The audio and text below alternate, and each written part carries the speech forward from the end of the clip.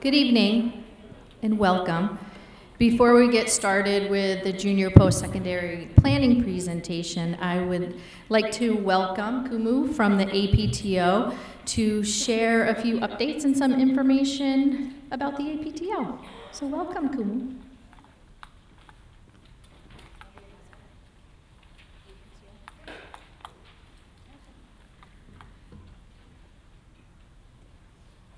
Hi everyone, Kumu Sivarajan here. I know you have a lot to take in. It's the more important stuff, but I'll be very quick. Every time we see the parents here, we like to show our face like we are here, supporting our school. That said, like these are the, next slide please. These are the different ways we support our school in a year, major ones. However, I'm here to talk to you about one particular thing that pertaining to junior class. You must have guessed it, that is junior post-prom party.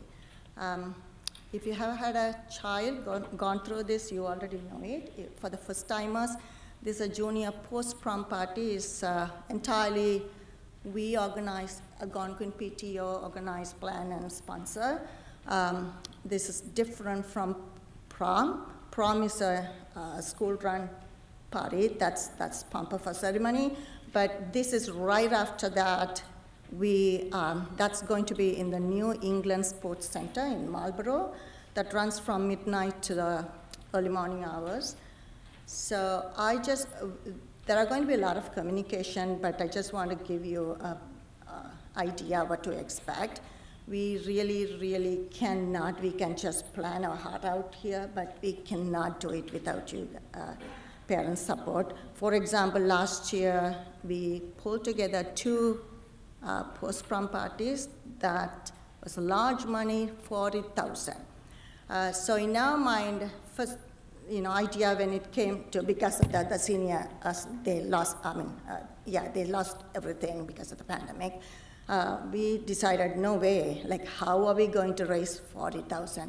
You won't believe like that, some of you maybe even here. Parents, we just had a meeting, informational meeting, a bunch of parents stepped up, and amazing job, like I cannot even just begin to tell you how wonderful, like beautiful skills, like, well connected. I'm not. So they just brought all the connection, business. They brought in $40,000 basically. So we, the students had a real good time. So I'm here to tell you, please, if you have, you may be having a lot of skills with the organization, connection, especially business and parents. So please reach out to us, APTO. Next slide, please. aptoboard@gmail.com. Just like we have an amazing board with like a lot of parents, 6 parents, 6 of us committed, and there are professionals also, a lot of skills and dedication. So please reach out to us. And without you, we cannot do it. This is going to require this time $20,000. Like I said, it's because before the pandemic, it was only $16,000, and through the pandemic, it all went up to $20,000. So a lot of unlimited food, actually, and a lot of entertainment, including skating and all that. We will bus your students from school to the center and back. So even if the student doesn't attend the prom, she or he can come to these things. It's casual dress, so they don't have to worry about suits and dresses. So all that, please look out for communication even before that. If you have, a lot of connections and skills, please reach out to us. And if you would just take a quick picture, these are the means you can connect with us. Thank you very much, and good luck with your college process. Thank you.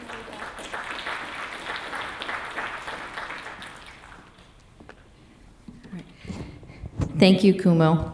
I think, is this going to be your last year as, yeah, her youngest daughter is going to be leaving us and graduating. So thank you for all of your work with the APTO. The guidance department is incredibly grateful for all of the time and energy they put into supporting our work, whether that was through the college fairs or our career days. They're invaluable to us. So thank you very much. Anything you can do to support them. I know the kids absolutely love the junior post-prom parties, so they're always looking for new volunteers and sponsors. So thank you, Kumu.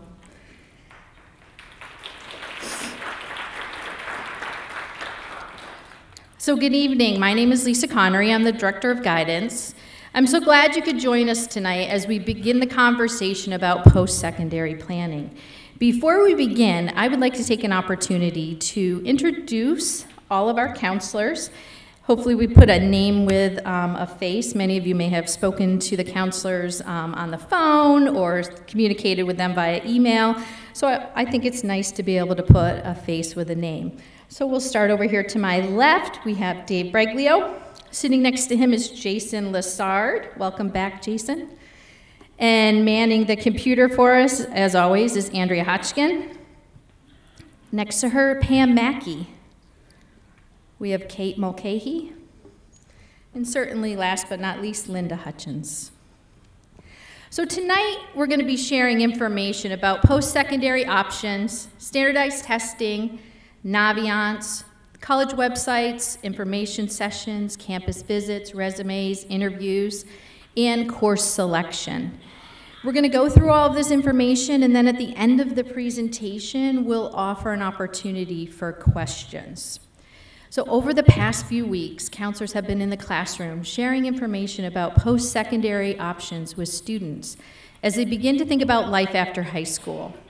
To begin our work with students, we asked them to read a few articles related to post-secondary planning and discuss the ideas with their peers. The articles focused on why are you thinking about going to college? Should you go to college right after high school? Assessing personal preferences to determine your college fit, and what alternates exist if you'd like to pursue a different path other than college. We want students to think about their next steps and what's right for them, not their friend, their cousin, or their neighbor, but what their goals and interests are and what is the best pathway for them to accomplish those. There is no right or wrong path. It's a very individual process based on their interests, their passions, and their skills.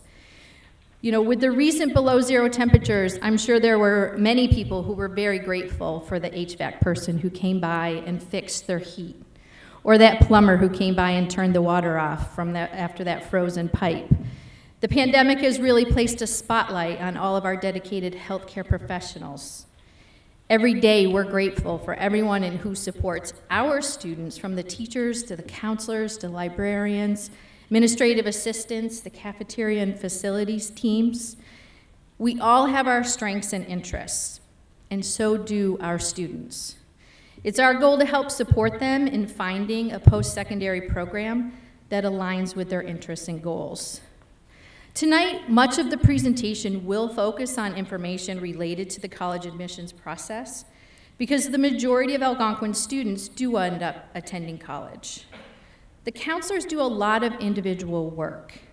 It's in their individual work where they will guide students in deciding between 2 or 4 year schools, vocational training, gap year programs, the military, or maybe participating in a service organization.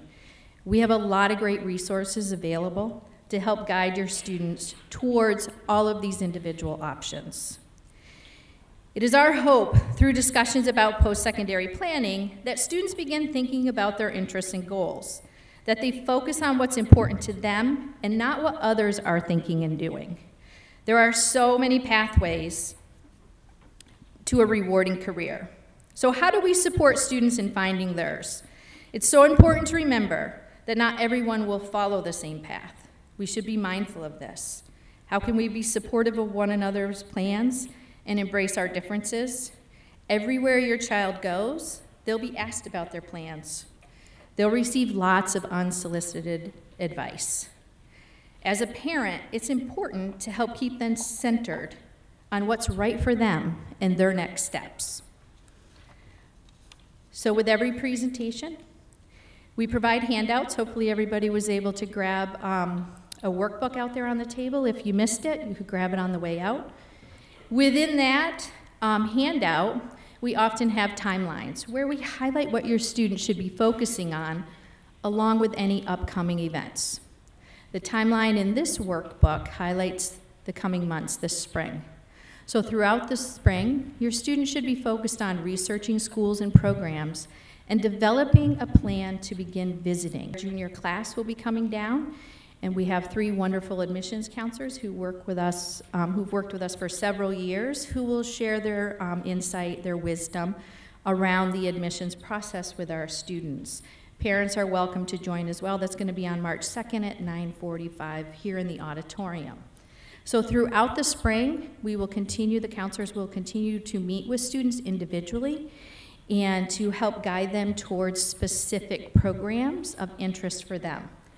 Then in May, we will have another presentation. We'll go into the classroom and present to students, and we'll offer a parent presentation on Thursday, May 25th at 8 o'clock in the morning, where we'll talk about what you can be doing over the summer in preparation for the fall.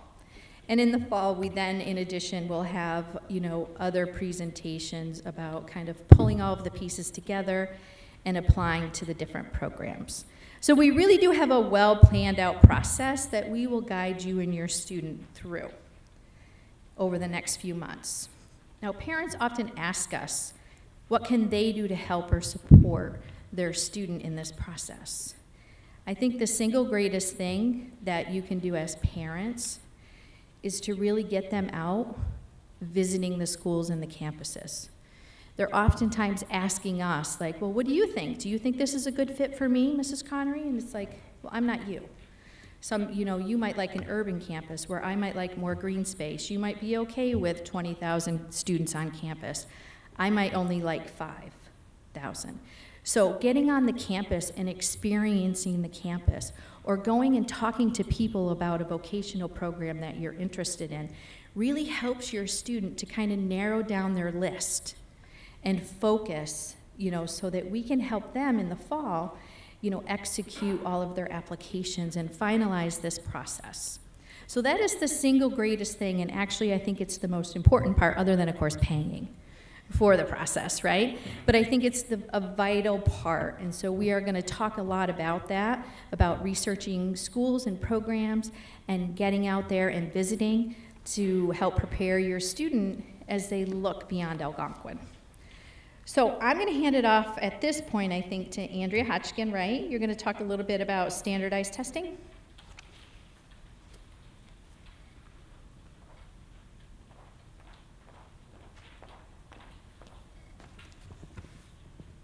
All right, good evening. So I am going to start off talking about the favorite thing everyone loves is the standardized tests. So there are 2 main tests that I think you probably have all heard of. It's the SAT and the ACT. What I am going to do is I'm going to walk you through really the similarities and the differences with them.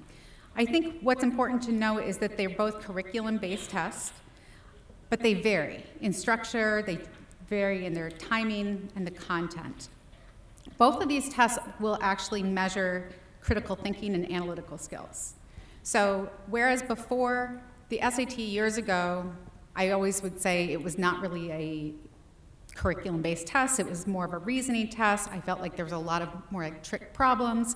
They have redesigned that to make it more aligned with curriculum. So Pam, I'm gonna have you go to the next slide. So I want to kind of go through the main differences with these tests, okay? So as you can see from this first slide, the primary difference is in that structure, the pacing, and the scoring. So you can see SAT has 3 main sections, which is reading, writing and language, and then math. Years ago, they had an essay that was optional. They actually eliminated the essay in 2021. Years ago, they also had subject tests. Now we don't do any, College Board does not do any subject tests any longer, okay? When you look at the ACT, you're gonna see the 4 main sections. So they have the English and reading, there's a math and a science. You'll also see there's an optional essay. That's a 40-minute essay on top of the actual ACT. I think at this point, the majority of colleges do not require or even recommend the writing part on the ACT. I think what's happened is with the elimination of the essay on the SAT, as well as the rise in test optional schools after the pandemic, more and more schools are not looking at that. Granted, I think if a student took the writing and they did a great job and they submitted that, maybe that would work in their favor, but it's really not going to play a huge factor for most schools. All right. All right, so you can see the second main difference has to do with the timing. They actually are both like 3 hours long, 5 minutes shorter for the ACT, but really the difference becomes in the pacing and how many questions there are. So for the SAT, students have 3 hours to answer 154 questions. All right, that's not including the breaks, but there's 3 hours of total testing time. So mathematically, they're actually spending a little bit more than a minute per question. On the ACT, you can see it's actually a lot more questions, 215 minutes to answer in 2 hours and 55 minutes. So students are really having to move along pretty quickly, less than a minute per problem. So I think when students are trying to think about what test is better for them, if students feel that they do not do well under that time pressure and they need a little bit more time to process, go back and forth between questions, they might find the ACT more challenging. All right, the third difference really becomes in the scoring. So SATs, depending on if you have older children, at one point it was out of 2,400, now it's out of 1,600. What they've done is they've combined the English, the reading with the writing to one score out of 800. So that would be 200 through 800, and then the other half of the score is math. So that would be also 200 through 800. So that would give a student a score anywhere from 400 to 1,600. ACT, they don't do anything, it's not anything in the hundreds, it's 1 through 36. So they actually average out, you get 4 separate scores, 1 through 36 for each section, then they average that so that there's a composite score, also 1 through 36. If a student takes a writing section, that actually does not factor into the composite at all. It's a separate score, 2 through 12. All right, so that's really the difference, main differences with this part. Now if you go to the next slide, you're gonna see a little bit similarities here, more with the content, okay? So they both have reading passages that students are gonna go through. They cover pretty much the same type of math. There is a difference in calculator use. SAT students, there's a section students cannot use a calculator. ACT students can use calculator for the entire math section. The science, there's not a science section on SAT, but the ACT does have that science section. And I think what's important to know is the science is not necessarily testing scientific knowledge, so you don't have to be a science whiz, all right? What it's looking at is a student's ability to analyze data, interpret, look at read graphs, and like research summaries. So it's using like that type of scientific skills and seeing how they do with that. So that's the main difference with those tests.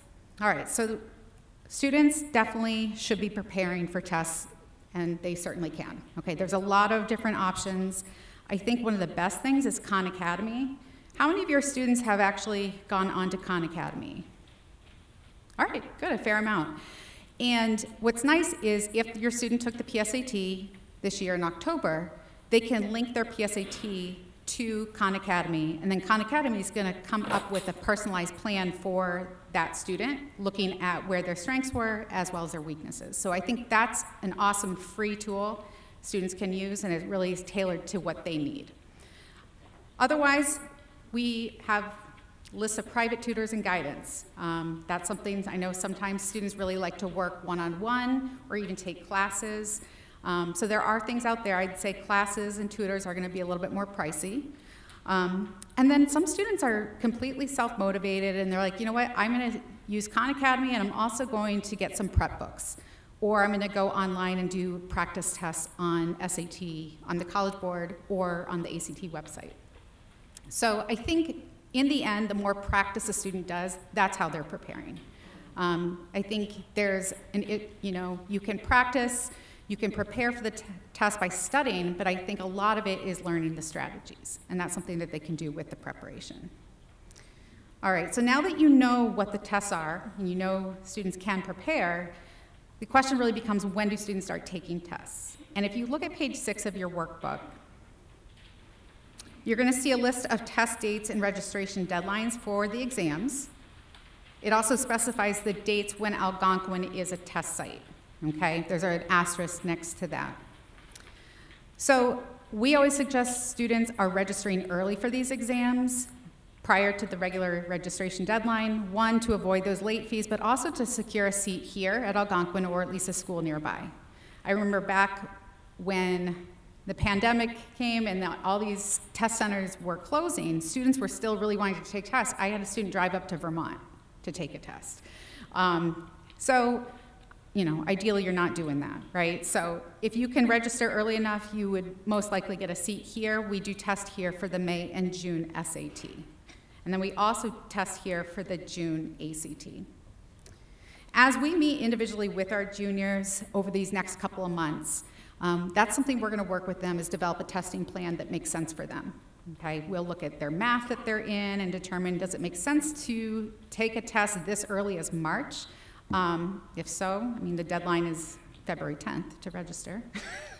But otherwise, most of our juniors will take their first SAT in either May or June. And I think when you think about Algebra 2, a lot of our juniors, the majority, are taking Algebra 2 right now. So by May and June, they would have had more time to complete the curriculum. So I think they'd be more prepared naturally for that test at that time. Students who take the ACT, some of our students will take it in April. Otherwise, the June test is a pretty popular ACT. Most of our students, I'd say in the past, they used to take both. I think as more and more schools have become test optional, students are focusing more on one or the other. I think if you took a practice test, if your student did a full-length practice test for both, which you can do on the websites, you can get a good sense of where they should be spending their time focusing for preparation. If students do take both tests, usually what happens is they'll compare the scores, they'll determine, okay, which one is a better test, and then maybe in the fall, early fall, there's test dates in August and October, they may then take whatever that preferred test is a second time to see if they improve, right? So that's kind of the timeline of how students are gonna be, the timeline for taking it, but it's gonna vary for each student. That's something that we'll be working with them on. All the registration information is in your workbook on page 6. It's all done online, so College Board or ACT is where all the registration would take place. One thing I want to mention just about the registration, I don't want students to get hung up on this. When they go to register, they're going to see, oh, College Board or ACT, they're saying I can send scores to 4 colleges for free. Well, that's great, but it's way too early to start sending scores, okay? That's something they'll be able to do in the fall, and in our senior workshops in September, we're gonna walk them through that process of how to send the scores, or even whether they send them or not. So if you go to the next slide, oh, we're right there. Okay, so test optional schools. So the testing, I know I've talked a lot about it, but it's just one component, if at all. Like, more schools are not actually requiring this. Prior to COVID, there was over 1,000 colleges that were already test optional, meaning they were not requiring tests to make substantial admissions decisions, okay? With the closing of test centers and students not having opportunity and equity of taking the test, schools started becoming test optional during the pandemic. So right now there's 1,800. Fairtest.org, that website's gonna list all the colleges. I think it's a really good practice that more and more colleges are actually moving towards. I think we've seen, even for this coming admission cycle for your students, a lot of the colleges have extended that practice. I think as you're looking at colleges and your students are, you really should be doing research on their testing policy just to see, okay, are they actually requiring it or not? Even if they're not, I still say, take the test at least once so you have it in your back pocket. You know, and then if you need it later, you can. But I think there's a lot of reasons schools are no longer requiring these tests. They're looking more at students holistically, so they're looking more at like grades, the courses students have taken, and then their overall life, right? Extracurricular, could be community involvement, it could be, you know, whether it's work, they'll look at essays and recommendations. All those pieces are a big part of the application that are going to be focused more on than just these little tests, all right? So that's my spiel on testing. We are going to move over. Linda Hutchins is going to go. We're going to reintroduce you to Naviance, and I'll see you later.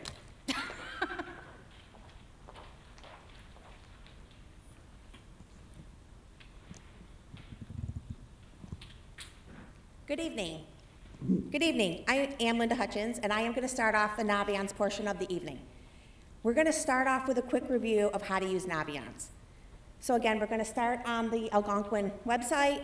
We're going to go to the Academics tab, to the Guidance website, and on the left-hand column, you're going to find Naviance. And so for students, they're going to log in with what we're going to put in our zip code. And then students are going to select the student backpack. And one thing I just wanted to point out, we made it really easy for them. They can just do the single sign-on. They don't have to put in an email, and they don't have to have a password anymore. So they can just sign right in. We're going to use our fictitious student, Cristobal, right now. And so now you're on the home page. And I just want to point out a couple of things for you on the home page. So on the left-hand column, it says where to begin. And this is where we're always going to put like important and new information for you and for the students to look at. So the first thing listed there is the college preference Google form. And so during the workshops, we asked all of the students to fill this form out. It has some of their interests that we're looking to find out about and some information on their majors and things like that. And so what we're going to do as their counselor is we will go in and look at this form, and then we will recommend schools for them to look at too. It's not required that they have to look at the ones that we are going to suggest for them, but it might give them a bigger range of schools to look at. So every student that has filled that out, we will go in and add schools. So if your student has not done that yet, I would encourage them to do that because we can really communicate through Naviance also. Also, along with the left-hand column, I'm now going to take you over to the About Me. And I'm just going to show you two things here. First of all, the account, my account, and this is just to make sure that the email is correct because we are going to be sending out a lot of information to you and to the students, and we just want to make sure that this email is the one that it's going to go to. And then this is an important one. People are always asking this question. Where can I find my student's GPA? So if you scroll down, it's right there on the bottom of that page. And the GPA that's in there right now is the GPA through their freshman and sophomore years. At the end of this year, before we work a week longer than the students and the faculty, when we leave, that will be updated with the junior year cumulative GPA. So freshman, sophomore, and junior year, it'll all be accumulated, and we'll put it in there, and so that will be the GPA that we are sending to colleges in the fall. So the other thing I wanted to mention too in this About Me section is the test scores. So when students take the PSAT or they take the SAT or the ACT, when they're registering, they put down Algonquin as their school, and then we get their scores also. And when we get them, we will also put them in here, and then they can use that as part of their data search. Okay, so now we're back on the home page, and I just want to show you at the top of the page, we have home, self-discovery, career, and college tabs. Now, the one thing I like about Naviance is it's very user-friendly. So you can get to a lot of different screens, a lot of different ways, and also it's mobile-friendly. So I'm just going to quickly review. Last year we came and we talked about the self-discovery tab. That's where we had the students take the Myers-Briggs Preference Assessment, and we also had the students take the Career Interest Profiler. That information is all in there. They can go back and they can look at that. They can actually go back in there and they can retake it too. So that is all information that's available to them when they're trying to figure out, okay, it's a little bit more relevant now that I'm starting to figure out what I'm going to do next year. If they want to go back in and take it again, they are more than welcome to do that. And now we're going to look at the college tab for tonight. So tonight we're really going to talk about how do they research colleges. So the first thing I'm going to talk to you about is we're going to be looking to have them compile a list of schools that they're gonna be putting all of this year, all summer long, and we're gonna stay in that Colleges I'm Thinking About tab. So tonight, one of the features that are in Naviance that's gonna help them figure out some of those schools to put there is through the Advanced College Search. So I'm gonna take you through that Advanced College Search now. And just again, two things to reiterate before we go through the search. Lisa Connery mentioned the articles that we had the kids do. We really wanted them to get into the mindset of thinking, what is best for them? What is the best fit for them? What is the environment where they're going to thrive? So as they're looking through these colleges, we want them to always have that in the forefront. And then the other thing we did mention to the students too was try to make the search to begin with kind of broad. You don't want to eliminate schools just based on the things they clicked off and not realize that there could be other schools out there that may be good for them too. So as we go through this today, I'm going to keep going, well, we're not going to put anything in this category, but again, once they start having the broad searches and you start having some schools that they're going to start looking at, they're going to understand, like, yes, I like this type of school, I don't really like that type of school, and then you can make it more specific. So to begin with, we're going to look at type of schools. So there's 2 or 4 year schools, there's public or private schools, and then we talk a little bit about, again, the setting, whether they see themselves in a city, a small town, a large town, or a rural area, based on their interests and what they're looking for, and also where they're going to thrive. So just to keep this kind of broad, we're going to go ahead and select 4 years, and then we're going to just select co-ed. And then we're going to go on to the next tab. The next tab is locations. So in here is all of the United States and Canada. I'm going to make a suggestion, make the searches by the regions, because otherwise they'll put in Northeast, South, West, and pretty soon they have like 300 schools that they're looking at. And it's daunting, that number. They're going to like miss it, and they're not going to want to look at all of them. But if you do it by regions, it'll be a pretty workable number of schools, and they can look at those, and then they can go in and do another search later. So just to start out tonight, we're going to go ahead and we're going to just put New England. And then we're going to go ahead to the next. And here we are at students, and this is the size of the school. How many students are going to be taking classes with them? So just to put it into like reference, we tell the students there's a little less than 1,300 students at Algonquin, just to kind of give them an idea of what they're looking at. So at this time, I'm just going to talk to you a little bit about my own family. And I have 2 sons that have just recently gone through this process, and they could not have been more different in their search. My first son, we went and we did this big tour, and we looked at these really big colleges, and I was like, oh my God, they're so big. And he'd be like, big time, Mom, and he was so excited, and he couldn't wait to go, and he knew exactly what he wanted to do. He wanted to go to a big school. He wanted it to have Division I sports. I was like, what about those classes that have like 200 to 300 to 400 kids in a lecture hall? He's like, no problem, Mom, I'll be fine. And you know what? He loved it. And then I had my second son, my younger son, and he was interested more in like a science area. And he was like, there is no way I will do well in school if I have to sit in a lecture hall with 200 or 300 people. So we definitely right away looked at schools that had lower classroom sizes right from the get-go as freshmen.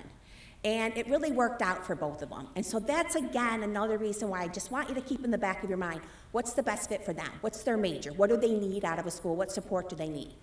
The other thing I'm going to throw out there, too, is UConn is big, right? Huge state university, flagship school of Connecticut.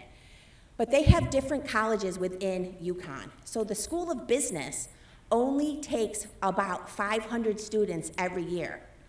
And the School of Business has its own career center.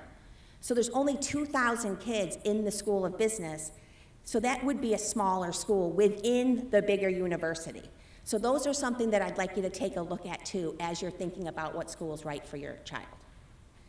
So we are going to go ahead and just keep it kind of broad. We're going to go the 2 to 500, 2 to 5,000, 5 to 10,000, and then 10 to 15,000. And then we're going to move on to the next screen, admissions. So here we are at admissions, and this is the one all of the students are nervous about, the selectivity of the school. And I'm going to tell them, and I'm going to tell you too, keep this one, we're not even going to mark it, Because what we want the students to do is we want them to start looking at schools, and we are going to help them develop a balanced list. So it'll have reach, target, and safety schools on it. So it's okay if they're going to have some schools that may be a little bit out of their reach. You can go and you can look them over, and then if they're like, I love this atmosphere, I love this size, we always call it the Goldilocks for them, and if that works for them, then they can start looking at some other schools in their target area that would be just like that school. So basically what I'm saying is they're going to get information, and they're going to learn every time they go on a visit. So this isn't the time to kind of like squash their dreams and say, you can't go there. This is the time to let them just go out, develop some confidence, look to see what they want to do. So what did you like about this school? What did you not like about that school? And really try to help them come up with some schools that they're going to apply to. And then later on, we'll help them put it in a category so that they're definitely going to some schools, and then they can have some reach schools too. So we're going to move on to athletics. And athletics, again, we're not going to put anything on here to begin with right now, but Division 1, 2, 3, you can select. You can also select any sport that they want to go to. And the only thing I have to say about this is it a requirement or is it a want? And so don't eliminate some schools just because they're like, oh no, it has to have Division 1 football or I'm not going to go there. Well, if it has everything else you're looking for, maybe you can watch it on TV still. Okay. So now we're going to move on to major, which obviously we're going to fill this one in. And we're going to just put business in there for now. And you can add more than one. And what I wanted to show you here was, there's a lot of them up here. And we always tell the students, go for the general. So we're going to go business administration general. And then you're going to add it. And then you're going to go down. And so the next two screens, I'm just going to cover quickly. Cost, again, I know that sticker price can be like overwhelming, but there's the sticker price and there's the actual price. So at this point in the search, we're not going to worry about cost. In the spring, when we talk about what to do over the summer, we're going to have a section on financial aid where we'll cover more information about the cost. And then the last one is special programs. So this one is, again, requirement, but they have to have there, or do they want it there? So if they're in the band and they love being in the marching band, do they have to be in the marching band in college, or do they want to be in the marching band in college? And that's just something to think about. So we're going to leave this one blank too. And then we're going to go down and we're going to view our matches.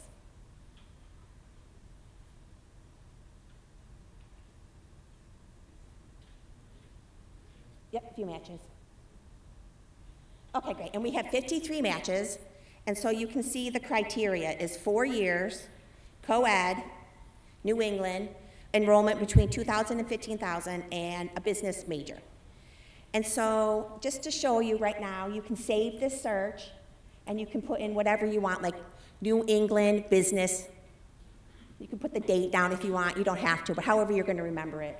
You can save it, and then you can go back later on, and you can look at any of the saved searches. So this is a tool that we want you to use again and again and again. And as they're like, okay, I'm going to do a really narrow search. I'm going to do a really broad search. Which schools keep coming up? So those are the schools that you're going to want to investigate and research further. So when you go down to the bottom, you can select some schools. So let's just go ahead and select any couple schools, Andrea. And then you can go ahead and click on the box, and then you can go ahead and add it to the heart. And it's going to bring you over here to the colleges that I'm thinking about. And so now that we have these schools that we're looking at, we can use our local data, which we're going to show you in just a second, and show you how to research these schools. Because really, there are some really great features on Naviance. But Pam Mackey is going to get to come up here and tell you about that now.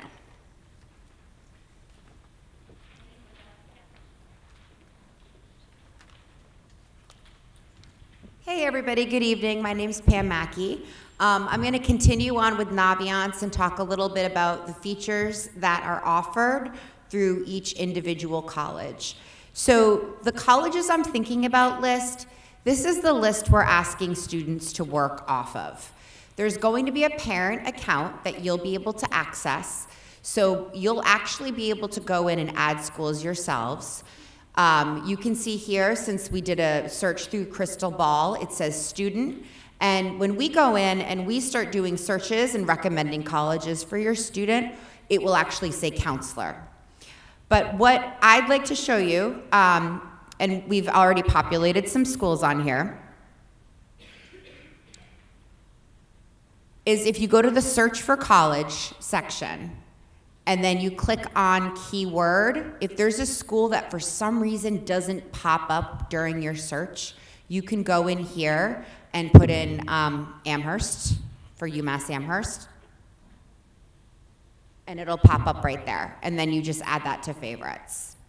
So I just wanted to show you that piece of it. Going back to the main screen of colleges I'm thinking about, there is the little boxes that say delivery type. If you see a CA, that means common application. We love the common application. Generally, it's one application that the students are going to fill out that they will be able to send to all of the colleges that accept the Common App. I also included Endicott on here. Endicott has their own application. So if you see a little box that's empty like that, that generally, well, obviously that will mean that it does not take the Common App. So I wanted to indicate that to you, but as you can see, all the other schools up here do take the Common Application. The next section I'd like to show you is deadlines. So if we could go to Clark, Andrea. I'm choosing Clark because they have a lot of different deadlines, and I'm going to talk a little bit about what each one of them means. So early action is a non-binding application type where students show that they're interested in the school by applying around, I think is it November 1 for Clark? Yeah. So that is not, again, that is not binding, but it shows early interest. Occasionally, we will tell students to hold off on early action schools if we want the colleges to be able to see their term 1 and term 2 grades senior year. I think, Kate, are you doing course selection? When we talk about course selection, we'll talk about the importance of the semester 1 and the semester 2 grades that are going to be sent to the schools. There's also early decision that Clark offers. They offer 1 and 2, so those are 2 separate deadlines. Early decision is binding. You actually have to go in, you sign a contract, the students sign a contract, and we sign a contract. And you're agreeing that if the student is accepted to the school, that is the school that they are going to be attending, and they have to withdraw all other applications. The last but not least is regular. We have plenty of students that apply regular, and that is essentially the regular deadline. And for Clark, it is January 15th. We also are asking students to go under the interest section. This is helpful for us because they can indicate how interested they are in the school and how high it is in their list. So if we see that Clark, for example, is very high on the students list and they're very interested, that gives us an idea that this student might want, medium-sized school, small town, or medium-sized city, and it can help us when we're building the students list. Under the More section, that's just going to give you a quick shortcut to the college website, the scattergrams, and it allows you to send an email to the school. Now we're going to go through and show you the specific features that Naviance will show you with the different schools. We'll go with Assumption. So in order to learn more about the school, I'm choosing Assumption because that's just one that we're going to cover today. As you can see under the main tab, it shows you the graduation rate, which is quite high for Assumption. That's 96%. That's a good sign. That means that the students that are attending Assumption go for 4 to 5 years and end up graduating. So it's a good matriculation rate. The acceptance rate is 81%, which is a high yield, meaning that they generally take more students. The overlaps, I'm just going to have Andrea click on that. This is just a neat tool. If you like Assumption and you want to see schools that are similar to Assumption to kind of get an idea of where, this is a list of where other students that applied to Assumption also applied. So on this list, you can see UNH, UMass Amherst, that's going to be on every list because we have a lot of kids apply to UMass. Merrimack and Endicott are two other schools that have a similar sort of setting to Assumption. And then under quick facts, which is on the bottom, it gives you an idea of the size, the setting, the faculty to student ratio. All right, so under studies, one of the tabs there will talk about student retention. I also think this is important because it shows you the percentage of students that come back after freshman year, and Assumption does have a good retention rate, it's 83%. Job placement rate is there, that's 62% for Assumption. However, I want to highlight that when you're visiting, I think a really good question to ask is, what is the job placement rate per major? Colleges are required to keep that information because after you go through this whole process, the student does the 4 years of undergrad. Hopefully, you know, the plan is that they're going to get a job. So I think asking about the job placement rate and maybe even asking for some examples of companies or organizations where students have worked is a good idea when you go on those visits. Top areas of study. The best place to find this information is the college website. However, Naviance does include it. You just want to pay attention to what the date is. I think the date on this is 2021. So this hasn't been updated in a year or two. However, you can see that business and marketing are on there, and Crystal Ball was interested in business. And it also will give you a list of majors.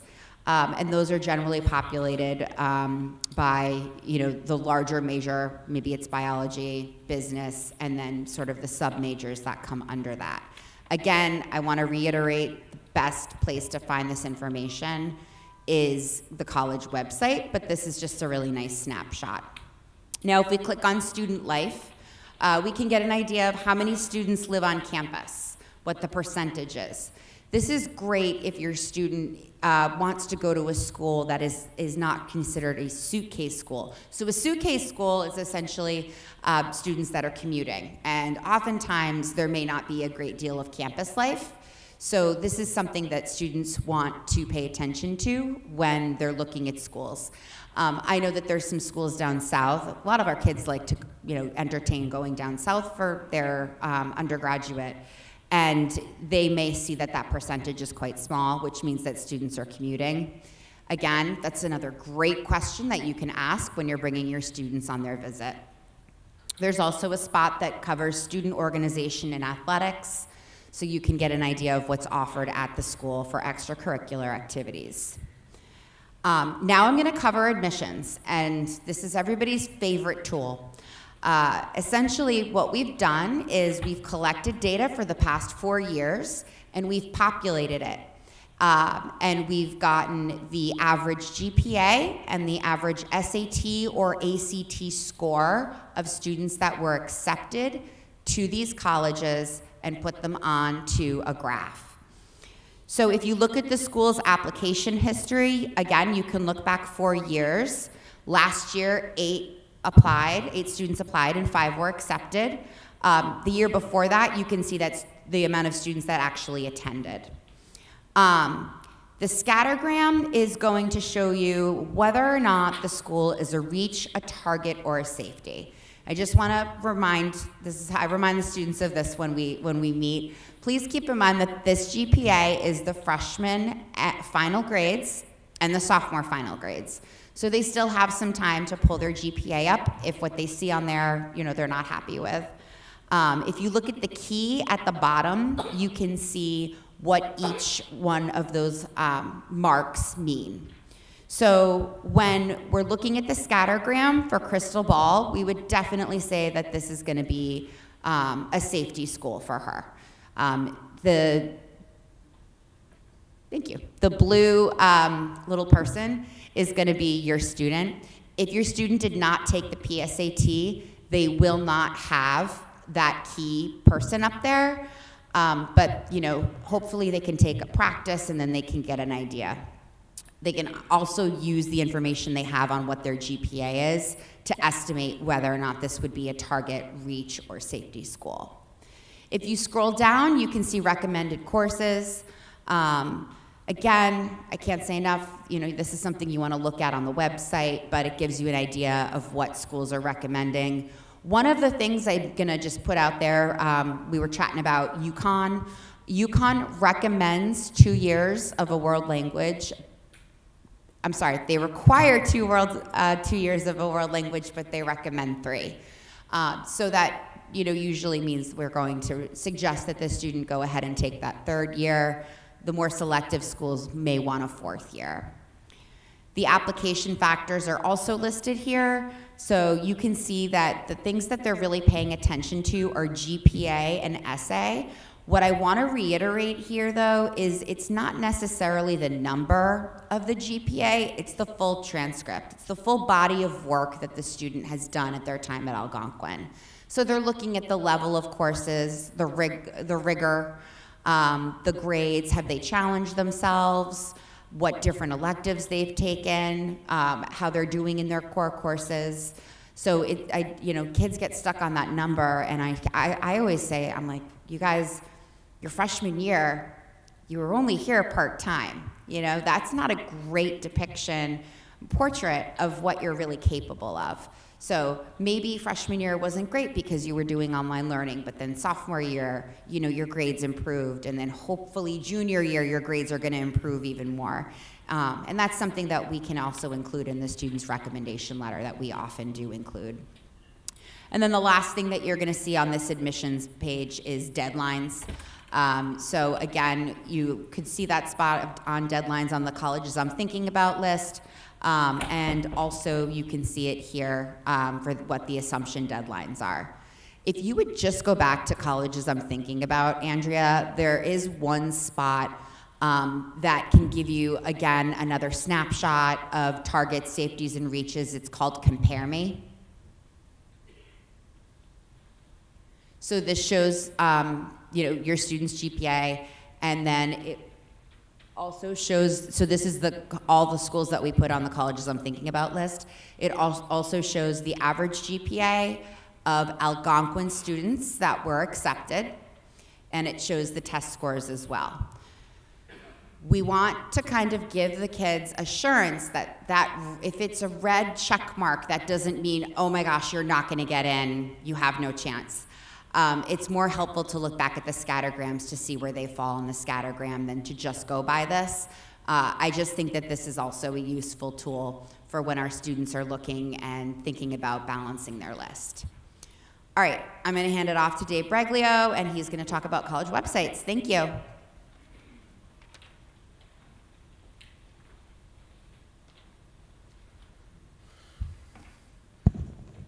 Okay, so college websites, like Pam was talking about on Naviance, there's so much good information that the student can use Naviance for to research their individual schools, but we also want them to become experts on the schools that they're applying to. The best, most relevant information for that school is going to be through their actual website. So we're going to look at assumption today, and we're just going to presume that your student did a college search. They want to stay close to home. They're thinking about maybe a smaller campus. They're looking at some specific majors that Assumption might have. And they really want to kind of do a deep dive into Assumption to see, like, is this a school that's worth a visit for me and ultimately worth putting in an application when it comes time for senior year. So a lot of the college websites are going to be similar with what information they provide, the sections that they have. Just sometimes the layout's going to be a little different. And the way that the student has to search through the website to find this information might be different school to school. So for Assumption in any school, I typically recommend the students start with the academic section. So under Exploring Academics here, if they have a specific major in mind, they want to make sure that the major is offered at the college, and then they want to kind of do a little dive into that academic major to see, is that something they're excited about? Is it what they expected the major to be? So for Assumption, we are going to look at, let's do accounting, Andrea. So all these majors and minors listed under Assumption, and it's going to be pretty much similar for all the different college websites you go to. They are going to give you a program overview about what the accounting major at Assumption entails. They are going to walk you through the required classes and then the corresponding course descriptions that are entailed with that accounting major. So it's nice to look through these classes that you're expected to take to see what your background in accounting, maybe from the high school level, if that matches up at all, to look through classes that you're going to be excited to hopefully enroll in. And usually they're going to walk you through the timeline for when these students are expected to take these courses. And on top of the required courses, they're going to walk you through the elective courses you need to get through in order to earn that business degree at Assumption. They also have, specific to the accounting major at Assumption, as well as some of the business majors, they have an accelerated master's program that you can sign into through the accounting major. It's going to be an additional year that they would start throughout their junior year. It's a really nice program. A lot of colleges will have that accelerated master's, so a student has a chance to earn their MBA within 5 years. Through this specific major, they're going to talk to you about internship opportunities. Assumption actually offers a class where the student gets paired with an internship. They have to work a specific number of hours at that internship, and then they follow up with a professor weekly to talk about what's going well in the internship and to kind of set goals for themselves. They also are, through this major, they're going to talk to you about their past graduates, where they've been connected with future careers, and then they're also going to give kind of firsthand experiences from those past majors about their journey through the accounting major, how they got connected with their future career, and it's all available right through that major link on that website. So it's a great idea if that student knows what they want to study, start with that academic major, find it on the website, and then start with a deep dive there. So if they've done that, they're excited, they have the major that they're interested in, then normally I'm going to recommend that student goes over to the admissions page.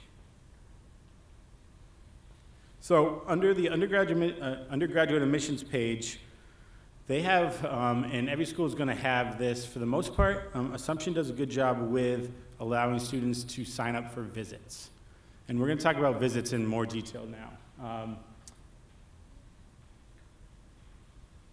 So right that first tab up there, undergraduate admissions, take a look around, yep. So through here, Assumption's going to offer a virtual tour, and that's great for students to do initially, but we really want students to get on campus. And Lisa Connery talked about that. That's the #1 most important thing when the students are going through the college search. Initially, a lot of students are nervous to get on campus. They don't know what a tour entails. And generally what it's going to be is you're going to sign up for an admissions visit through the college website. Assumption lets you register right through on the website. They're going to offer a calendar. They're going to let you pick dates. They also do like a twilight tour, it's called, where you can walk around the campus at nighttime with the tour guide. But generally how it works is you sign up for that academic, through that admissions tour, through their website. They are going to tell you the exact time to sign into the admissions center at the college, and then you, and if you go with your student, are going to get connected with a student-led tour guide. They're going to walk the campus. They are going to show you the different academic buildings, the athletic centers, the commons. They might bring you into a few different dorm areas. It's just a great chance for that student to get an in-depth look at the school. If they just rely on the website or just rely on the virtual tours, it's going to look perfect, right? They're going to show you all the beautiful brand new buildings. It's going to look sunny on the virtual tour. We really want them to get a chance to see the campus for themselves, make sure they're comfortable with it. You guys can then get off campus, see the surrounding neighborhood. That is, like I said, the most important part of it. A lot of times we have kids that are dead set, this is the school I want to go to. It's my #1 choice school. They get on campus, they don't get the right feel, and then they have to shift their list a little bit from that point. So they would never know that unless they took the official tour. If a student does it during the school day, then they can get an excused absence if they are out visiting a college, and our admission or our attendance secretaries at school will work with our kids on that. Coming up in February break, you can go and visit schools. Obviously, if it's throughout New England, they're going to be a little colder as far as the weather goes. So sometimes even holding off and letting it warm up a little bit, and you can get the campus feel for the real thing where kids are outside. It feels a little more alive on the campus grounds. That's typically a pretty good time to go out and see some schools. The visiting process, we definitely rely on parents to help encourage their students to go out and see the campuses themselves. It's a great chance for you to spend an afternoon or a weekend with your kid talking about the schools, going sitting in lunch, kind of rating the campuses together. Yeah, definitely can't recommend that more. So after the campus tours, Assumption used to offer a chance for you to sign up for interviews right through the website. They're not offering that right now, but you can also call into the admissions office, ask if they are offering student interviews, and then sign up for them at that time. Jason Lessard is going to talk about the admission interviews in more detail, but that's definitely something we recommend as well. And then there's a process to kind of get prepared for those admission interviews. So we're going to go back to undergrad admissions and financial aid section. And we're going to look now through the different deadlines that the school offers. So Andrew, if you go to applying to Assumption. Right there, yep. Can you scroll down? They're going to have different deadlines available right for you to see. So they have the deadlines available on Naviance, and they're going to offer, obviously at Assumption, they have the different deadlines with the early action, that's the non-binding, the early decision, the binding agreement, regular decision. Depending on the school, they might offer a rolling admissions process. But you want to make sure that the deadlines that are listed on Naviance are lining up with the deadlines that are offered on that school website. Below that is going to be a section where they're going to talk to you about what your student needs to do as far as the application process. Right there, Andrea. So if you click on a traditional high school student, they're going to walk you through what Assumption or any school is looking for as far as application requirements. So they're going to ask for a common application. They're going to ask for different letters of recommendation depending if it's a counselor or a teacher. They're going to talk about the SAT or ACT process being optional at Algonquin. Below that, they're going to bring up the preferred coursework that the student do at the high school level. Down a little bit. Preferred courses. So here, Assumption's going to walk you through exactly what they're asking for a student to come into to Assumption with. So typically, you're always going to see 4 years of English, 3 to 4 years of math. If it's a Massachusetts state school, they're going to say 4 years of math. Depending on the school, a few years of history, lab sciences, typically prefer 2 years of a foreign language. But Assumption walks you through exactly what the high school coursework a student will need in order to apply to the school here.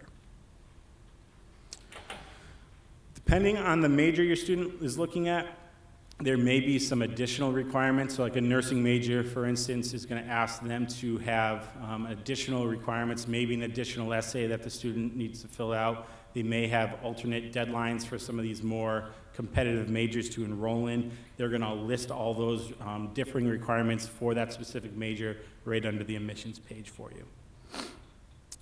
And next we're going to look at the cost, so the tuition needed to actually put the deposit in and enroll in Assumption.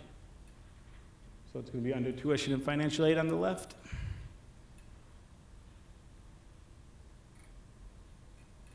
A little farther up. There you go. Got it.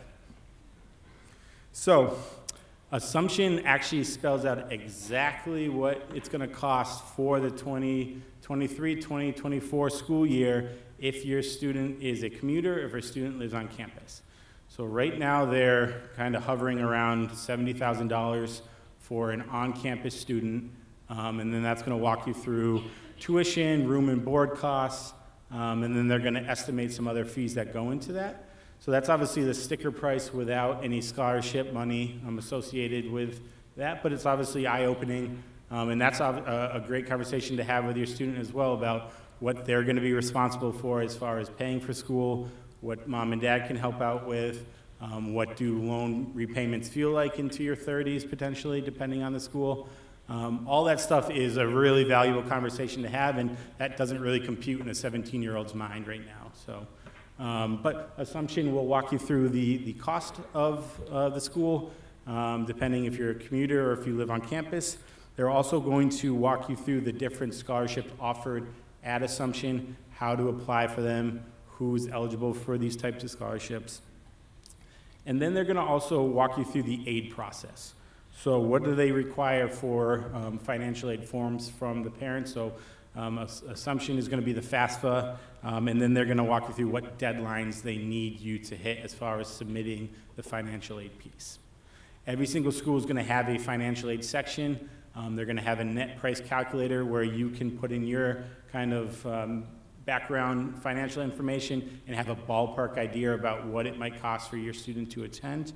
Really valuable information for you to have, obviously, going into the application period. Outside of this, Angie, if you go right back to the home page,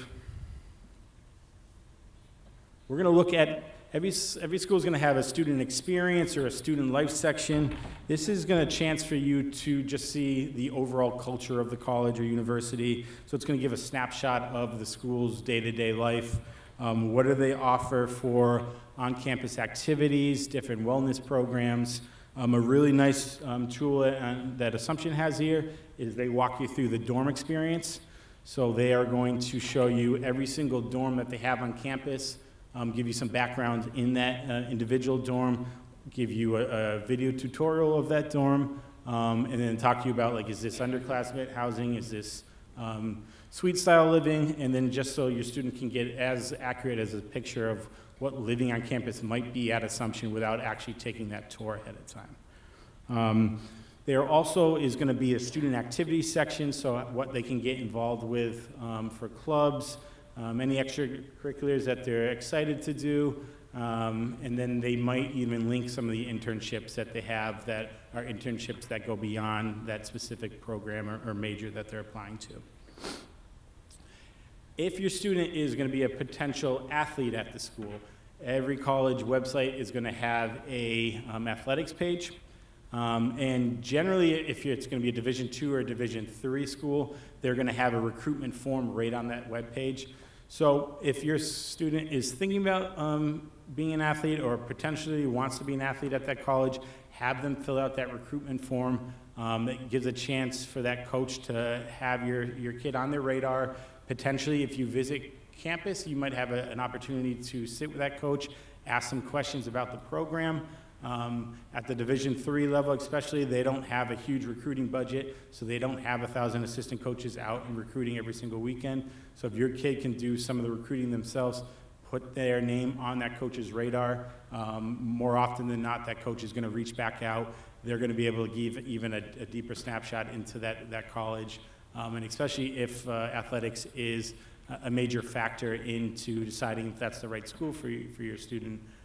Connecting with the coach ahead of time is definitely important.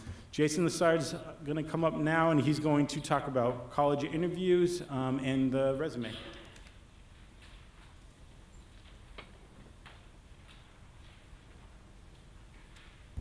Thank you. So I'm going to be covering resumes and interviews on pages 15 to 19 on your workbook. But just to keep you on your toes, I'm going to do it kind of backwards. So I'm going to start with the resume section on page 18, and then we'll go back to 15.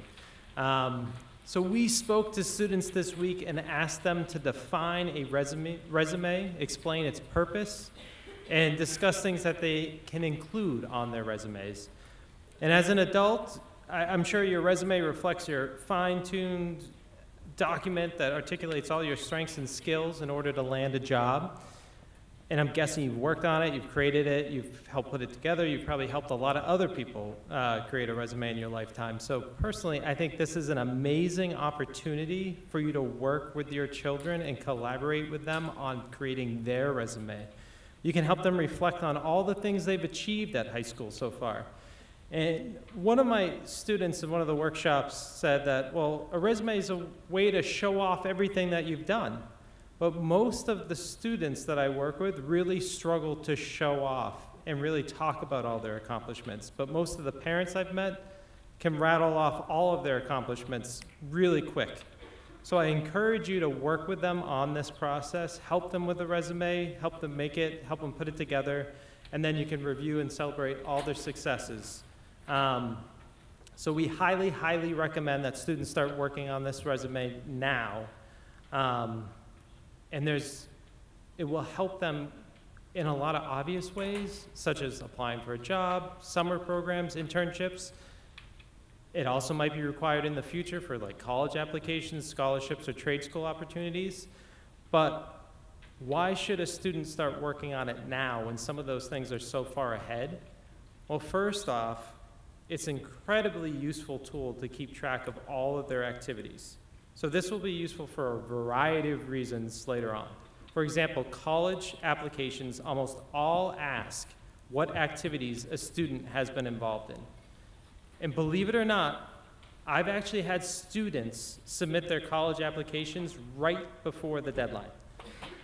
And these students sometimes, when they do this right before, they fill out their activity section and they leave something out. And then they feel totally destroyed. Oh, I forgot to put that activity in. Will that affect my application? So if a student starts now, junior year, and starts filling out that resume, then if they forget something in 2 weeks from now or 4 weeks from now, realize, oh, I forgot to put that in, it's no big deal. They can go back and right now and fill it in. So then when they go to apply for college, they simply refer to their resume and everything has been neatly organized and polished and it's ready to go and they're all set. And second, it's really good practice. Keeping track of their activities and learning to write about their experiences will definitely help them learn and develop a great skill that they'll need. And lastly, I think what's really important when thinking about a resume, they filled out this entire resume and now they can look at it and they can reflect on what they've accomplished at high school. And they can say, have I accomplished everything I want to accomplish? Am I happy with the activities I've chosen? Do I want to switch up my clubs? I'm interested in engineering. Should I pursue something else, like maybe another science club? How can I accomplish these goals and move forward? So really, creating the resume with them and then reflecting is that last piece that's often overlooked, but kind of reflecting and thinking about the future. This week, we've connected students to Naviance, and we've included a resume template that they can use. It's a great starting point, and it can help them include all the essentials, or at least think about all the essentials that go on the resume. So it can ask things about education, a strong introduction, awards, honors they received, or work or volunteer, or extracurricular experiences. It can also go over skills that's important to include, such as foreign languages or knowing C++, for instance. So all of that is included on Naviance, and they can simply type right over the information. It's really easy to work with, and then they can save it as their own doc. And then now I'm going to go backwards. We're going to go to page 15 of the workbook, and I'm going to tailor most of what I'm going to say in regards to college interviews, but a lot of the information is actually applicable for someone who has a regular job interview as well. So when signing up for tours or visits, you might notice that an interview is optional, recommended, or required. So Dave just showed us that Assumption has an optional interview section. And I always recommend that students sign up for an interview if the college recommends it or offers it. It's a wonderful opportunity to demonstrate interest to a specific school. The admission counselors want to get to know your child. They can create this two-way conversation in which a student can learn more about the school, and the school can learn more about the applicant. An interview can really help someone express to a school what is that student's interest level with us. An admissions rep can also read about an activity on someone's resume, but it's way different when they hear someone speak to what that activity means to them. So I think all the students are a lot more than just their transcript and their application, and that interview is a great way to process that and demonstrate to the college who they are. But most importantly, before they go on an interview, is your child ready to do it? Have they practiced? Have they run through questions and possible answers? Have they researched the school? Do they know what they're going into? Are they prepared to ask questions? and speak to why the school is a good fit for them. It's also important to note that I wouldn't suggest interviewing with someone's top choice first. I might think about some safety schools, look at some schools that you're interested in, and start with an interview there. Get the nerves out. Now they know what to expect when they're going into the interview. But one of the most important things is just the practice before they even start that. So we provided that in that workbook. We provided the same stuff to the students. There's a lot of information about general and interview etiquette and that they should follow. That's included in the workbook, such as how to dress, how to act professionally, prepare questions for the interview, saying thank you, things like that. But more importantly, we've included a list of questions that might pop up in an interview. And these are really important to practice, reflect, answer, and just repeat. So I would get a head start on those things now. And maybe it's like at the dinner table, I don't know where, but maybe it's just a good conversation starter and you could start with 1 or 2 questions at a time, but practice those questions, build some confidence within them, some familiarity around those types of questions, so that way when they walk into the interview, they feel prepared and ready. Interviewing is just a great skill to learn in general, and I highly suggest working on these questions now, and then they'll be fully prepared when they start doing some of the interviews for the schools. So really just as a quick summary, it's just encourage you to get involved, help them build up the resume, reflect on the resume, and just practice those interview questions going forward. And now Kate's going to be talking about course selection.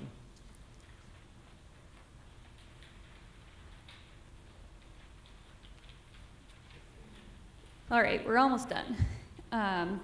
So tonight I'm going to cover course selection, which runs this year from Monday, March 6th through Sunday, March 19th. As juniors begin to think about their senior year class schedule, there are a few things we want them to keep in mind as they begin to request their classes. So colleges want students to continue to take a rigorous but balanced course load their senior year, so students should keep challenging themselves within their core courses. Students should be showing their commitment to academics by enrolling in a strong course load as they begin, because colleges do take this into account during the admissions process. As Pam mentioned, we do send quarter 1 and quarter 2 grades to colleges during the admissions process, so it's important that they keep up that rigorous but balanced course load and that they're performing well in those classes. So you don't want that senior slide to start too soon, or really at all, because we also do send the final transcript to the school that they ultimately choose. So it's recommended that students take at least 4 out of the 5 core academics, so we're talking English, math, social studies, science, and world language. So for example, if a student opts out of taking a world language their senior year, they'll want to take the science, math, English, and social studies classes.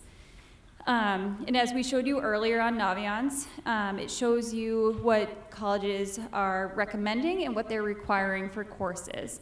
So as Pam mentioned, like UConn requires 2 years of a foreign language at the high school level, but they recommend 3. So in this case, students would want to try for at least that 3rd year of a consecutive foreign language. Of course, a college's website, as Dave showed, will have the most up-to-date and most accurate information about this. And if a student has a specific question about their potential schedule in regards to admission to a certain college, I always recommend that they reach out to the school and speak to an admissions counselor. You want to make sure maybe beforehand that you're taking the courses that the school's looking for before it's too late and you're beginning your classes senior year. One other thing to note, I think we mentioned earlier, is that although Algonquin does not require the 4th year of a math, colleges, are really expecting students to take math their senior year, and it's a requirement for all of Massachusetts state schools, and really a lot of the 4-year colleges and universities. So in your workbook, you can find the 4-year course of study plan. This can also be found on the guidance website, which we'll show you in a moment. But this will show you that although Algonquin does not have a world language requirement, again, some colleges may require the minimum of 2 years of a consecutive foreign language, with some selective schools requiring the 3 to 4 years. Again, go to the college's website to get the most accurate information regarding their requirements. Students should also make sure that they have either taken or are signing up for microeconomics or financial literature, as this is an Algonquin requirement. Students are also required to take one fine or applied arts class. So if they haven't completed this yet, it's important that they leave room in next year's schedule to do so. So students will be completing course selection through PowerSchool as we've done the past couple of years. They need to make sure that they have the appropriate teacher recommendations or approval for their classes. So like AP classes require teacher approval, so students want to make sure that they've had that conversation with their teacher if they're hoping to enroll in those courses. Students will be able to see their teacher recommendations on their PowerSchool account when they log in. Once they've reviewed their recommended courses and inputted their other preferences for courses, they should then go ahead and approve it. It's important for students to provide alternative electives in case a course is not running or there's a conflict within their schedule. So oftentimes students will submit their course selection and they might not get all the classes that they wanted. Maybe a class isn't running. Again, there could be a conflict. 2 classes that they want are running at the same time during the same semester, so it's impossible to get both. So if that happens and they don't provide alternatives, that section of their schedule is filled with a study. But if the student provides us with backup electives, we can try to get them into one of their backup or alternative courses.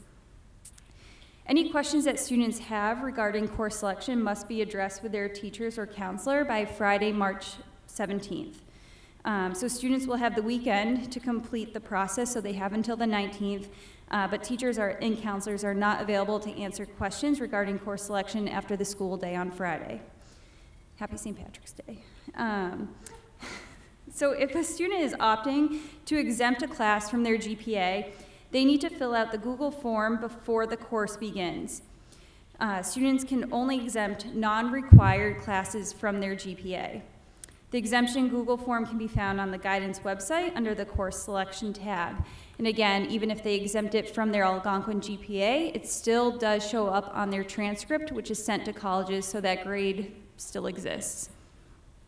If a student does not agree with their teacher recommendation and they wish to override a class, so say for example they were recommended for pre-calc CP, but they really want to take honors, they must complete the process with the department chair by Friday, March 24th.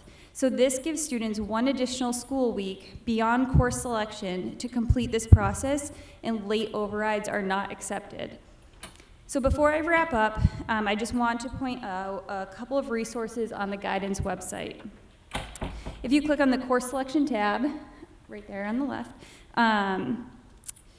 we provide a lot of information for students to navigate course selection.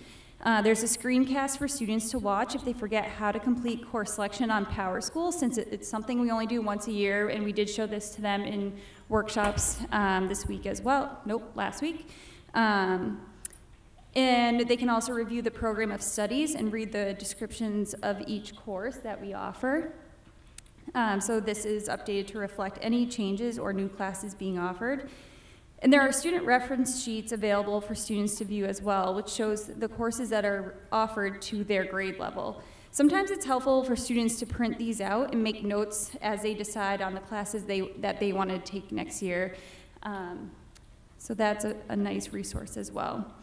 So then down at the bottom, there's a few reminders about important things to consider. So there's the exemption form, and the override process is noted down at the bottom as well. And one quick thing to note is that we are doing a course shopping experience this year, so students can sign up for 8 elective courses to kind of learn a little bit more about after February break. So they can sign up, learn a little bit more about some electives that they're interested in, and see if it's something that they want to sign up for their senior year. So that wraps up the course selection piece. So now it's question and answer. All right, thank you everyone. A lot of great information. Naviance is a wonderful tool. No more having to flip through the view books and address envelopes and stamp envelopes. We'll be using Naviance in the fall to submit student credentials electronically to all the schools, but we'll go over that in the fall. So there's a lot of great information in Naviance. Oftentimes what we find happens as soon as we have one of these presentations is everybody rushes home and they want to start, you know, working on the resume, or they want to start doing the college search, right? And we find oftentimes that every conversation at dinner becomes about post-secondary planning, right? So my last suggestion, recommendation to everybody is maybe to set a time aside each weekend, you know, to check in and, you know, maybe do some researching on colleges, or maybe, you know, have your students sit down and look at their resume. After they get up early and they go to school all day and they participate in activities and they work, they come home, they eat, they have to do homework, they're tired. You know, so I think it's always great if they can set time aside on the weekend. You can touch base, like, all right, what's our focus this weekend? You know, and every single weekend, you know, do that. Like, okay, Sunday morning's our time. We're going to touch base and see where we're at. Are we going to develop a plan for which schools we're going to go and visit in April? You know, instead of constantly having all of those conversations at every dinner.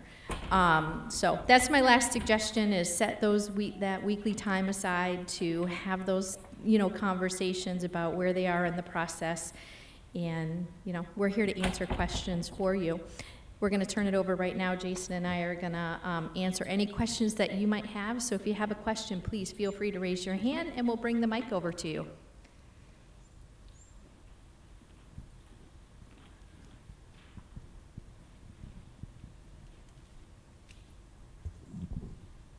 Okay, I have a question regarding the GPA system calculation, right? From your system, the application, the previous data for the GPA for college admission is for the previously GPA calculation system. I believe that for the over 2024 student is using the new GPA calculation, right? They have the A+ kind of system, and it's kind of different from the previous years. How this will affect the college admission, and also the previous data, how do that interpret it from our GPA system? So the question is, if you previously had a student who graduated from Algonquin, correct me if I'm wrong, but we were on an old GPA scale, right? And so you're asking, how is the admissions data in the scattergrams from the old chart relevant to the new GPA scale, right? So we actually did work with our tech teacher, who was a former math teacher, to develop an equation to translate the former GPA scale to the new GPA scale so that that data would be relevant for all students. So you mean they're going to calculate the old GPA with the new GPA system, basically? We did. Yep. He did a mathematical equation to figure out the comparison, and then we applied that to the old GPA to make it relevant to the new GPA so that we could continue to use the data, and then we updated that for all of the former students that were in there after those students had graduated. Yep. Hi. If a student has a strong interest towards a couple of colleges, is it better to go early action or wait for the regular? So is the question, just to make sure I heard it right, so students have a strong preference towards a specific college and they're wondering if they would be better applying early action or regular decision? So early action, regular decision, I think it depends on a few things and what is right for that student.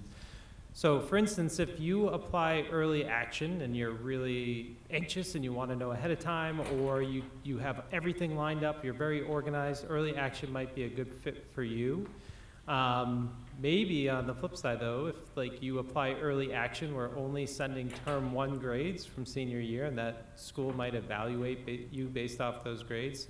And if you end up applying regular decision, then they may see more information like your semester grades. So if you want to really show the strength of your senior year and how you've been improving year after year, like that might be a better decision. So it's kind of like an individual answer somewhat, depending on who that student is. I can say just one tiny little piece, but I think Dave was talking about the nursing program at Assumption. I mean, was it assumption, and it looked a little more competitive. So sometimes there could be, and you can talk to the admissions counselors when you go on these tours, but if it's nursing or engineering, sometimes that process, doing early action, could be beneficial for the student when it's a specific program like that that's a little more competitive. Can you explain the new GPA system? I understood how the old one worked and how you could convert it to a 4.0, but I don't really understand, and I don't think I'm alone with that, how the new one is relevant to the 4.0 versus a 5.0 scale. Yeah, it's a good question. So we're on a weighted scale at Algonquin. So that means that if you're in an AP course, the GPA is weighted differently than if you're in a CP course or in an honors course. So Andrea just pulled up the way the scale works. So you can see if a student receives an A+ in an AP course, their GPA would be 5.0, right? So it's weighted higher. If that was the only course they took, they'd have 5.0. And if a student receives an A+ in US 1 History CP, their GPA would be a 4.0.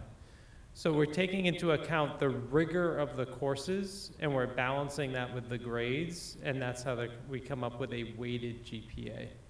Unweighted would mean that it's all at a 4.0, essentially. So if you're in an AP course, you get an A+, it's 4.0. If you're in a CP course and it's A+, it's 4.0. It wouldn't matter. And then that it would average based on an unweighted scale. Sorry. Yeah.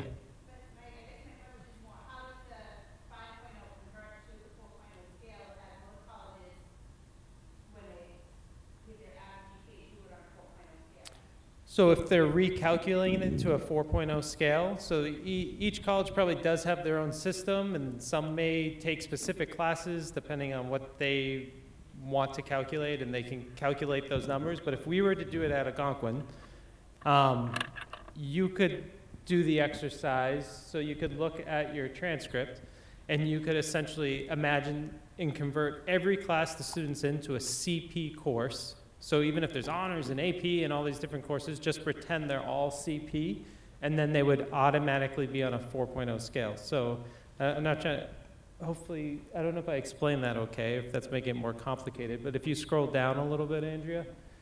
So if you, in that case, before I said one AP course, one CP course, 5.0 for A+, 4.0 for CP. So your GPA would be 4.5 on the weighted scale. If we were on an unweighted scale, your AP course would be 4.0 and your CP course would be 4.0, so your unweighted GPA would be 4.0. Yeah, and I think that every college does that slightly differently, right, Jason, when they recalculate. Yeah.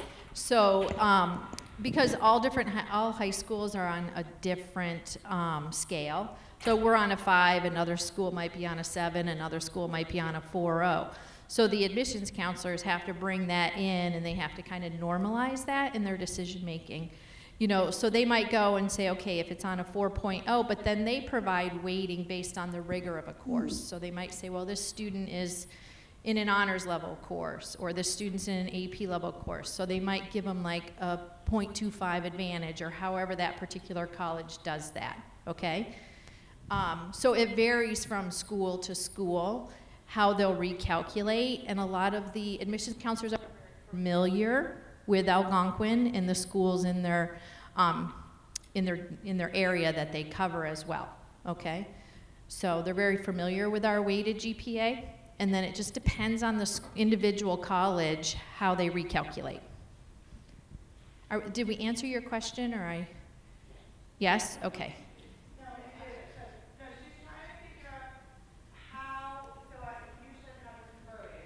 Okay. Yeah. Yes. What you want to know is how the 5.0 becomes 4.0? Is that what you're at? Yep.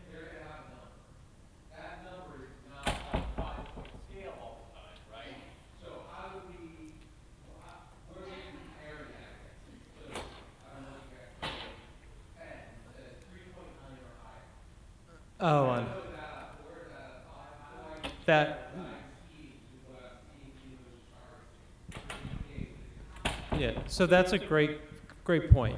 So there's two pieces to that. So sorry, I misunderstood the question. Yeah, no, it's my fault. So Naviance is a great way for using kind of like when you do look it up, because Naviance compares specifically students who graduated from Algonquin who got into that school. So you're comparing kind of apples to apples. They took the same kind of classes, they had the same opportunities, it's as close as it gets. So I think that is your best resource when really kind of like getting a comparison, using that Naviance and using that analysis tool that's on there. That's the best hands down way. But when you look at a number like that, generally you're seeing an unweighted GPA, and the closest thing you can do to mimic that would be to literally use this chart and go through all, like you could look at the final grades for a student and you could calculate an unweighted GPA, and it should never be above a 4. But an easy way to do it that sometimes I do is if you look at your student and say, wow, you pretty much have all A minuses all throughout high school. I would just say, okay, so you're probably around a 3.5, or you have between all B's and B pluses. Like, so your GPA is probably gonna fall around a 3.4. I mean, we can do the exact exercise and like calculate it. I've done that before, but I think you can sort of see the final grades and generalize roughly where it will be. It's never like, it can be an exact science.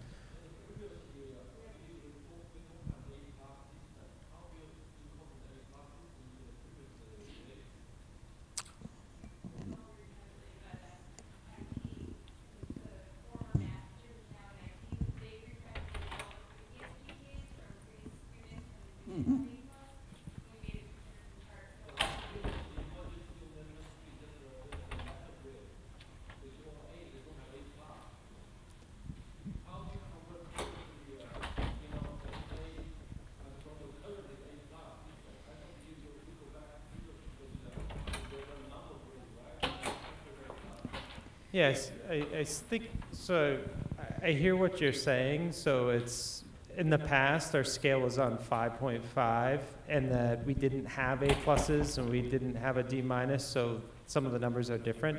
But I can assure you, mathematical minds far smarter than me somehow ran all these calculations, and they did.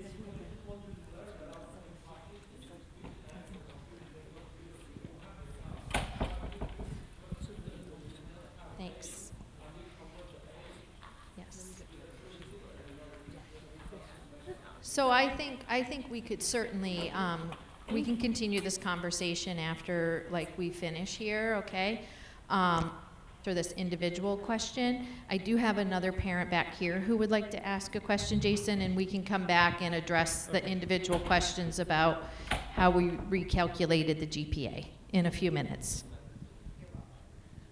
I was just curious, for students who have the admissions process and acceptance followed up by an audition, if there is anywhere on Naviance or anywhere we can look to see kind of the same type of scattergram information about what happens at that audition piece, or if that's kind of a big blur. So do we have any charts or ways to compare students who had like a art portfolio or like an audition to a specific college and how that audition or art portfolio was impacted? Unfortunately, we don't. But I can say we have some wonderful teachers, like our art department, who work really closely and have a lot of experience helping kids put together amazing portfolios, and same with the music department. They've done this time and time again, and they are very familiar with what the portfolio and the admissions process should look like on that end, and that's really a great resource to reach out and grab.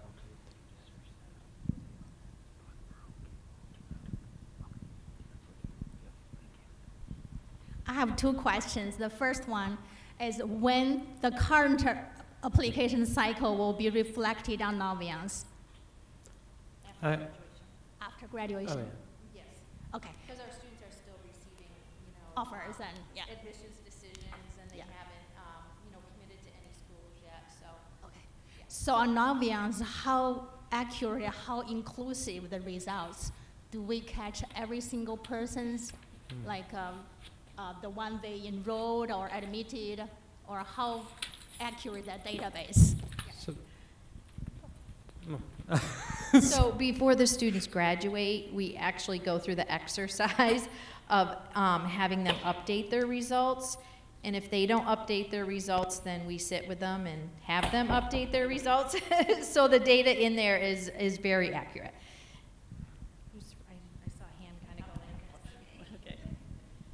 So I've been given advice in a couple of different ways in terms of visiting schools. So I've had parents who say, yeah, you should start that process now, take a look at schools, you guys have recommended that. I've also had other parents say, don't bother until they get their applications in because it's a waste of time. So what's the advantage of starting now, and like where do you hone in, right? I mean, I think it depends on, where your student is looking. So if your student is looking local, I don't think there's any reason why you should not be engaging in the process and visiting those campuses and helping your student to, identify what their preferences are. We're very fortunate that within a couple hours, we have access to a broad range of schools, right? Where they can get on the campus and they can begin to figure out what do they like, what don't they like, right? In a particular school. That helps where we can apply that information if maybe they're looking at going at a school a little further away. So if we're within a couple hours and there's nothing really hindering you from getting there, you really should be going and taking your student to visit the campus so that they can figure out whether or not that is a school that is a good fit for them. We all have stories about students who really thought that, oh my God, this is my #1 school, I'm going there, I'm absolutely going there. They apply, they get accepted, they go, they're like, not it. That's not the one, right? They will get a feeling when they get onto the campus. And it's different for every single student. And every one of your children are going to be different in their experience on a given campus. I think if your student's looking at going maybe further away to, California or to Florida, that might be a different, situation where you're like, okay, we really can't afford to be flying back and forth 2 or 3 times.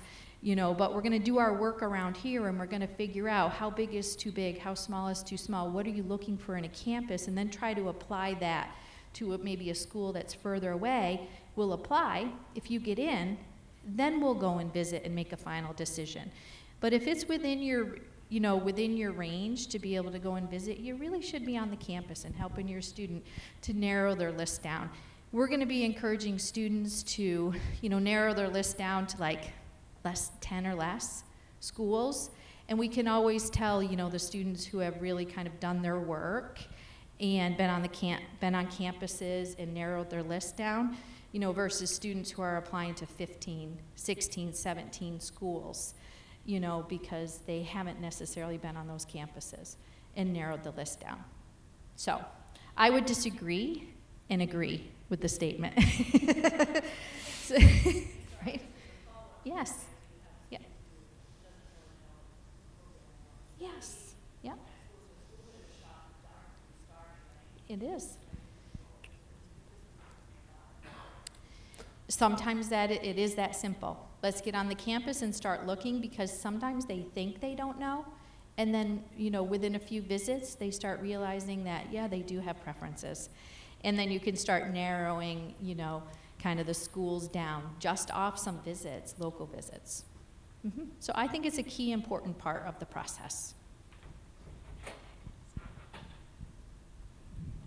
On a related point to that, I have heard of something called, quote, demonstrated interest from colleges, and I've heard several different things. I've heard that some schools will take demonstrated interest into account, and that if you show up for a tour, it helps you on your admission, in that they think you are more interested in attending the school, so it'll improve the school's yield. And I've seen other schools, including, for example, I looked recently at Emory's website, and they say right on their website that they don't take demonstrated interest into account, and that they will treat, for example, if you just look online and take a virtual tour, the same thing as visiting in person. But any thoughts on whether demonstrated interest is a real thing? Sure. And just to even add to that point, I think the school that Dave pulled up on Assumption, it said that they weren't taking into account, like doing an actual physical tour. However, a lot of schools do apply demonstrated issue, and that is an important factor as far as going on a tour and going through campus, and they want you to check in with the admissions department, just not sort of like walk on campus, but actually check in, sign in. That's showing interest. Same thing with the interview. It's another part to show you're interested in them. And not to like make it really dramatic, but you know, I've heard of situations where it could even come down to 2 students and they're not sure, they're trying to fill seats, or there's a couple of different students, but maybe one showed interest, has been on campus, and the other one hasn't, and they live 45 minutes down the road. And now, when you're looking to accept a student, if you have 2 similar kids, and one has been there, you know they like you. They wouldn't apply to you. If they took a tour and they didn't like the school, they wouldn't apply. And this other student maybe has only seen pictures, and you're taking a little bit of a risk because they haven't seen the campus yet. So if you accept them, do they really want to go? So that's just kind of like thinking as the admissions perspective on that.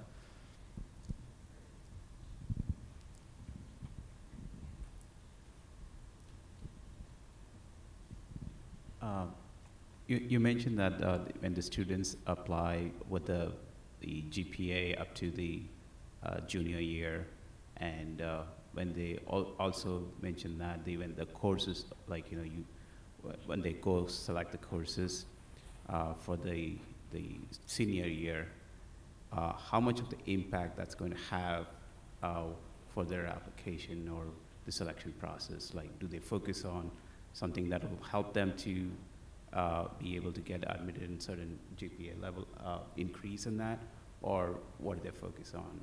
What should they be focusing on selecting the courses in the senior year? So the question is, what should they be focusing on when selecting the courses in the senior year? So I think that, again, is a very individual, decision and conversation, right? Kate Mulcahy was talking about course selection, and she mentioned in the discussion that, students should be enrolled in at least 4 out of the 4 core content areas, right? And admissions counselors are going to be looking at your English, your math, science, history, world language. As soon as a student, makes a choice not to enroll in one of those core content areas, they should be enrolled in the other 4 content areas, right?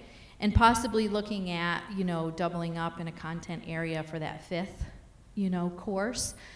So it just depends on the individual student and what their preferences are. A student might be, oriented more towards science, so they decide to, double up in a science, and maybe they only do a semester of a history course, or, they don't take a world language because they're interested in government, and so they take additional, social studies courses.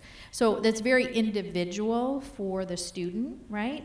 But I think continuing to bring balance to their schedule, thinking about their interests, potential majors, and do we offer any courses here at Algonquin that align with their major that they could then take and explore, and to figure out, is this really what I would like to major in, right?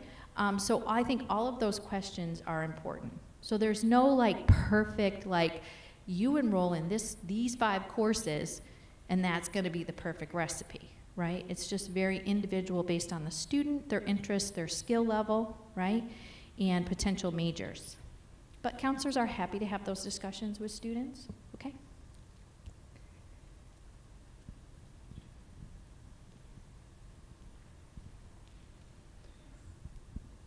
With regards to test optional and standardized testing, when you see the range of student standardized testing admissions at a school, do you have a benchmark at which you would say if you are below 50% or the 25% mark, it's better to go test optional and not include your score? What's the general going thought on where to submit and where it's beneficial to submit and where it's beneficial to leave out standardized test scores? So that question can be a little complicated, but so generally, if the student has the ability to go test optional, if they're below that 50% number, I generally would not recommend that they submit the test. There are very tiny or small occasions where The admissions office may say, well, if you don't submit the SAT score or something like that, you're not going to be considered for some sort of scholarship or merit scholarship. So then in that situation, it may benefit the student to submit the test even if they're slightly below. If they're applying for a very competitive major like engineering, you want to be in the very upper aspect of that number. You don't want to be in the 50%. You want to be close to the very, like the higher end of, if not the highest. So it depends on a few factors, but. Yes. Yeah.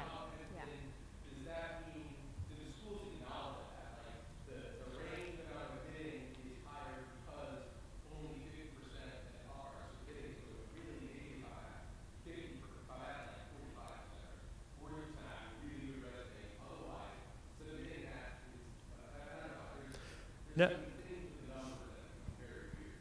Yeah, no, I mean, I've noticed it, so it's like, and I think we've all noticed it, but it's like, the range is moving up, and as more and more schools are test optionals, more kids decide not to submit. It's kind of a natural consequence that the range is going to go higher and higher.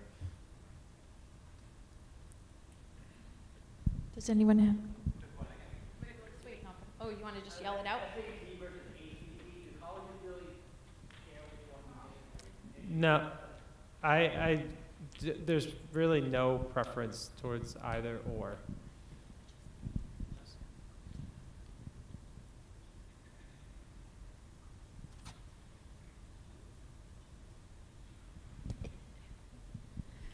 Hi, my daughter graduated last year and went to college. When we were going through the application process, I had questions such as, does the college want to see demonstrated interest?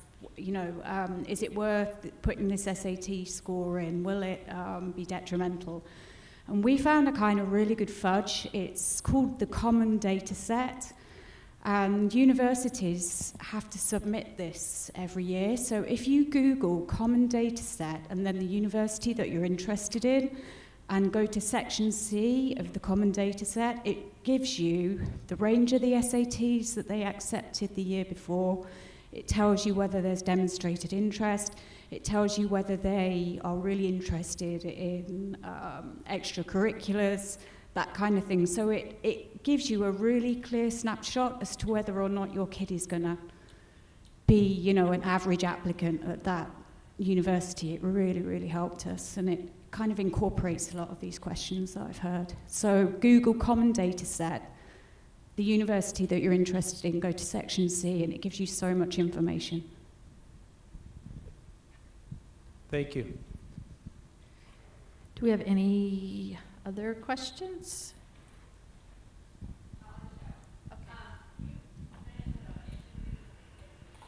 Mm-hmm.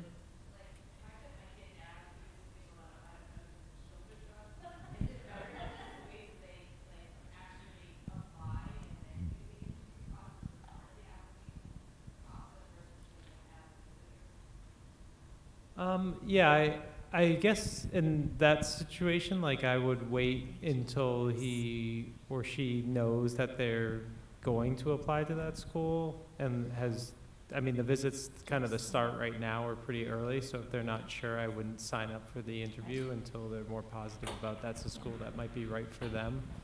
I think in general, I think that's a good rule of thumb, you know, to wait.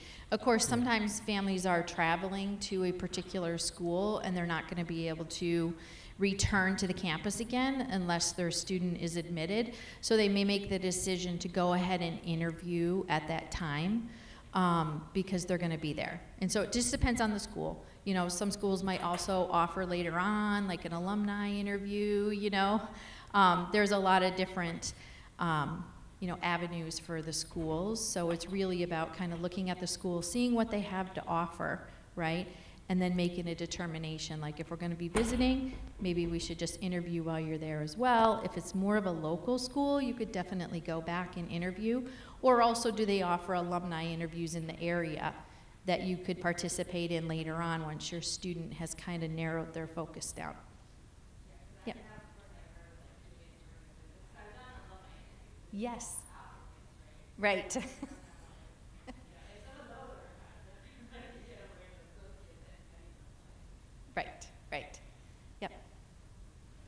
So I think in general, it's good to wait until they figure out where they're absolutely going to be maybe applying to.